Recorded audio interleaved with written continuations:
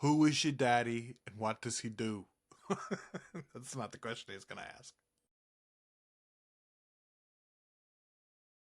Hello. I have said it all my life, ladies and gentlemen, and people don't appreciate it as much as they should. Every day is an opportunity for Roger Collins and Burke Devlin to get in the same room together, and I think today is that day for us, ladies and gentlemen. I am Joel Sharpton, one half of the Articulate Coven Podcast, and this is the original supernatural soap opera, Dark Shadows, episode 13. Roger, yes. I was hoping to have a chance to see you. How have you been? The old cold shoulder. All right. I listen. Pour that drink, Raj. Okay, that's a weak cold open. Boy, the sound mix seems off to me today for some reason. And I've crowed about Amazon Prime's presentation of this. I don't know who did whatever remaster they've done to it to present it here. But yeah, the sound is off on today's episode for some reason.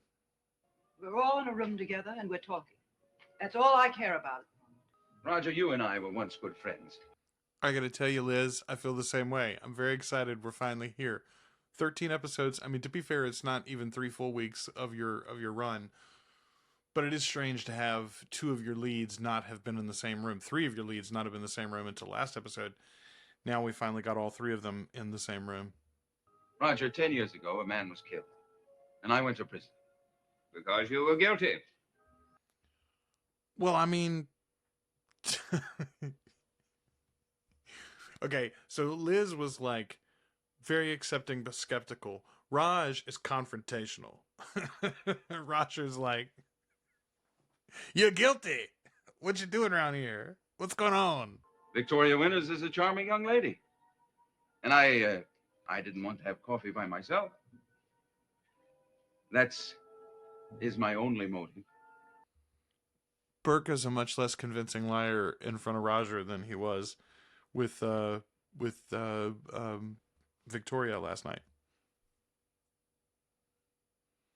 Or earlier, not Victoria, Carolyn earlier today. The Foley on that yard crossing's fantastic. It's either some crunchy leaves or gravel all the way across. Oh, she's going to see Matthew. That's right. So this is the groundskeeper. Matthew was pretty standoffish to her when they first met before he knew who she was. He caught her in the basement. Oh, you're just going to go in? What are you doing? God, these people. Matthew, are you in A here? doorknob is there for a reason. This is my house, miss, and I don't like people prowling around. Nobody does, Matthew. It's not just you. Please, it won't take long.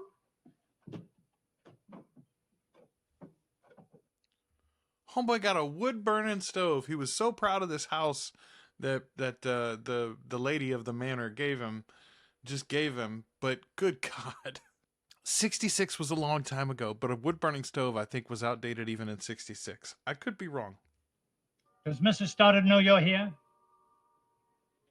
Yes. Yes, she does.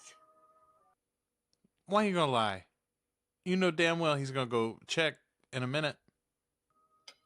I'm going to make some tea. You want some? Yes, thank you. Now you all sweet and offering, Matthew? You've been a real horse's ass so far, bud.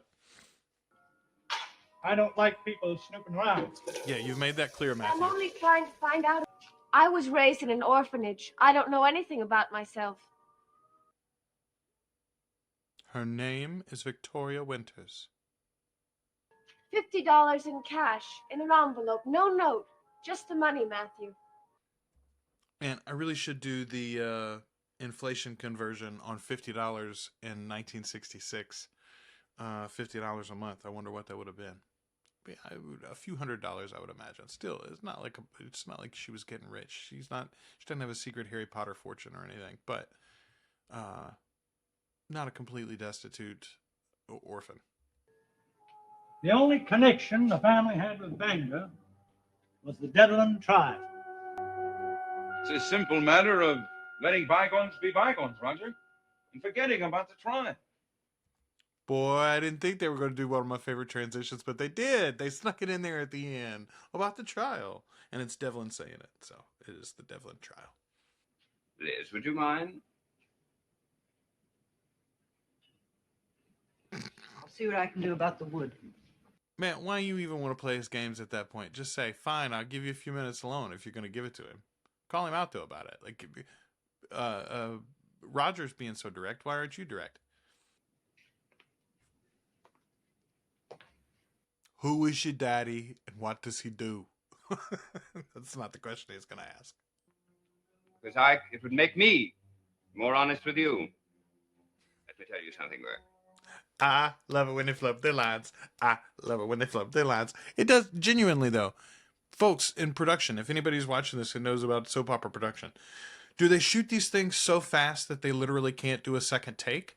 Like, I find that hard to believe. I mean, I know they have to capture a lot of footage and it's a daily grind, but like there's some lead time, right? I don't know. Anyway. How's your wife? Oh, Burke, you dirty boy. You know damn well he knows that this is a problem. Also, though, whatever happened between Burke and Raj, I think probably would have affected that relationship with his wife. That's not your affair. How can you say that? Don't forget, she and I were once very fond of each other. How fond indeed, Burke Devlin. How fond indeed. Yes, I know. If I remember correctly, you two were married the day after I was convicted. Am I right? Oh, my goodness. All right. So Mama Collins, I suppose she is involved in all of this 10-year-old nonsense, huh? Shall we have one more drink, Roger? For old time's sake?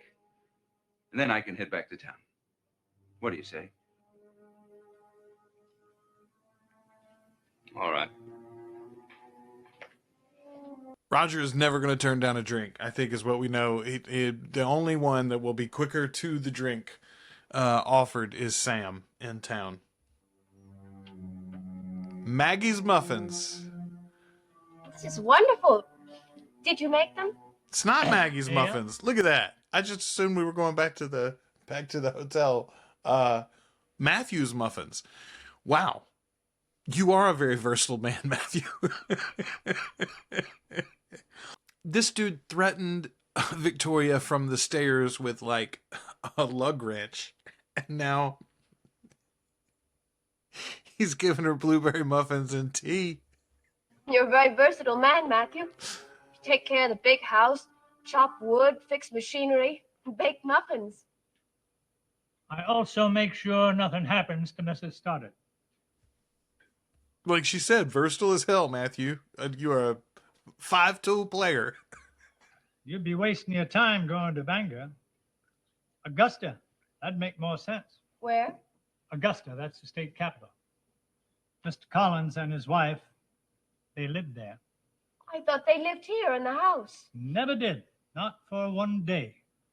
By the way, that little trivia about Augusta, Maine being the capital as opposed to Bangor, that'll win you points in geography class in 8th grade for sure. Worst thing that ever happened to this house, him coming back. Why did you leave Augusta and come back here? This is my house. There's one of those great transitions. Do you think she'd be interested in selling? Which, the house or the business? Either. Well, of course not, and you know she wouldn't, right? Now, if it's of course not, then why would you say so? Why would you ask which one it was? I hate it when people do that. If it doesn't matter which one it is, then just tell me no or yes. Like, Are you heading into town tonight? No, why? I want to talk to you about a business matter. It's a little discussion about that. was I right? Was I right with my Dallas knowledge, Dallas speculation that he's trying to lampoon Roger into a phony Venezuelan business deal? That will make me so tickled if that's actually a scam that Roger's trying to pull on him. I mean, you know you're not going to turn him down. Like, come on, Roger, you're going to go see what the man has to say. You shouldn't. It's not going to be any good for you, but you going to go. I figure what you need if you want to stay up here. Strong nerves, good brakes. Man, that's a good line. First of all, strong nerves and good breaks if you're going to stay on top of Widow's Hill. Let's just acknowledge and applaud Victoria's excellent job insinuating herself in Matthew's kitchen here. Like, she's like, let me help you with your dinner. I'm a great in the kitchen. And he's like, no, I don't want any help. I don't need anybody's help. She's doing the dishes with him. And he's been talking the whole time. No, that's all right. I've finished my supper. I'm just standing here talking to Mrs. Winters. Girl, you got caught. You got caught. But she said you told her it was all right, man. You get out of here. I didn't really ask Mr. You lied to me. Now you get out of here. I mean, that is exactly the wrong way to start a relationship with this dude, you know? To be fair. Dig that front door, though, Matthew.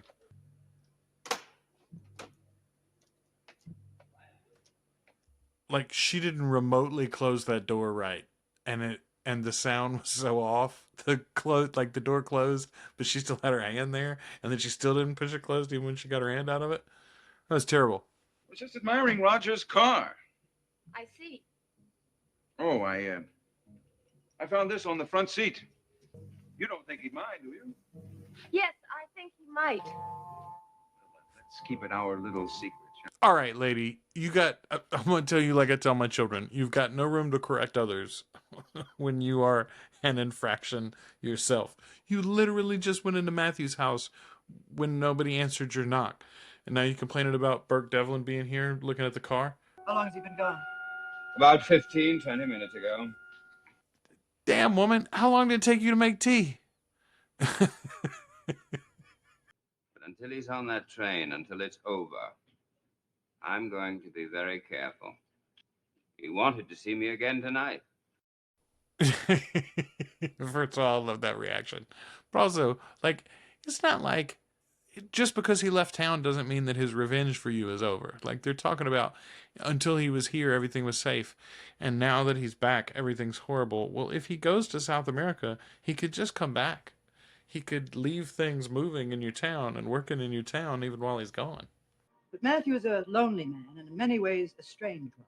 He's very loyal to me. I know. Listen, don't do me any favors and describe me as a strange one behind my back. If that's the way you feel about me, you just go on and tell me that. Thank you. He can be quite violent.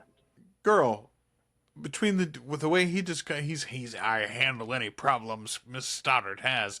I mean, sounds like you got a hitman's what it sounds like to me.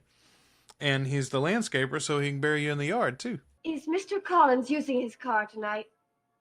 Possibly. Why? Nothing. I was just wondering. You worried Burke did something to it? I'm a little worried too. I mean, not really. Like, Roger's not going to get written off the show this early, but good episode. Good episode. Satisfying. We got him in the room. Not quite as many fireworks as I hoped. Much less sexual tension than I imagined would be when they're actually in the room. They talk a good game when they're apart. Much less of a thing when they're actually in the room with each other. That's a shame. Let's see how the dinner business meeting goes, though, in episode 14, coming up in just a few minutes here. If you're watching these on YouTube, by the way, a whole new batch is already available on our Patreon, articulatecoven.com/join. $2 a month or more gets you all our videos early and ad-free.